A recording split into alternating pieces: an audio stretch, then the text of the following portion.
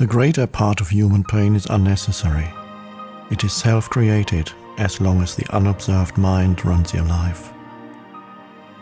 The pain that you create now is always some form of non-acceptance, some form of unconscious resistance to what is.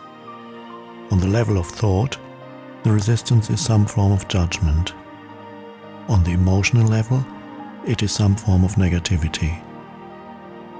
The intensity of the pain depends on the degree of resistance to the present moment, and this in turn depends on how strongly you are identified with your mind. The mind always seeks to deny the now and to escape from it. In other words, the more you are identified with your mind, the more you suffer. Or you may put it like this: the more you are able to honor and accept the now, the more you are free of pain, of suffering, and free of the egoic mind. Why does the mind habitually deny or resist the now? Because it cannot function and remain in control without time, which is past and future, so it perceives the timeless now as threatening. Time and mind are in fact inseparable. Imagine the earth devoid of human life, inhabited only by plants and animals. Would it still have a past and future? Could we still speak of time in any meaningful way? The question, "What time is it?" or "What's the date today?" if anybody were there to ask it, would be quite meaningless. The oak tree or the eagle would be bemused by such a question. What time, they would ask? Well, of course, it's now. The time is now. What else is there?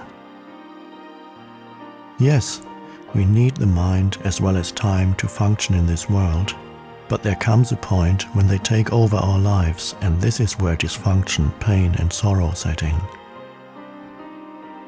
The mind, to ensure that it remains in control, seeks continuously to cover up the present moment with past and future, and so, as the vitality and infinite creative potential of being, which is inseparable from the now, becomes covered up by time, your true nature becomes obscured by the mind. An increasingly heavy burden of time has been accumulating in the human mind. All individuals are suffering under this burden, but they also keep adding to it every moment whenever they ignore or deny that precious moment, or reduce it to a means of getting to some future moment, which only exists in the mind, never in actuality. The accumulation of time in the collective and individual human mind also holds a vast amount of residual pain from the past. If you no longer want to create pain for yourself and others, if you no longer want to add to the residue of past pain that still lives on in you, then don't create any more time, or at least no more than is necessary to deal with the practical aspects of your life. How to stop creating time? Realize deeply that the present moment is all you ever have. Make the now the primary focus of your life. Whereas before you dwelt in time and paid brief visits to the now, have your dwelling place in the now and pay brief visits to past and future when required to deal with the practical aspects of your life situation. Always say yes to the present moment. What could be more futile, more insane, than to create inner resistance to something that already is?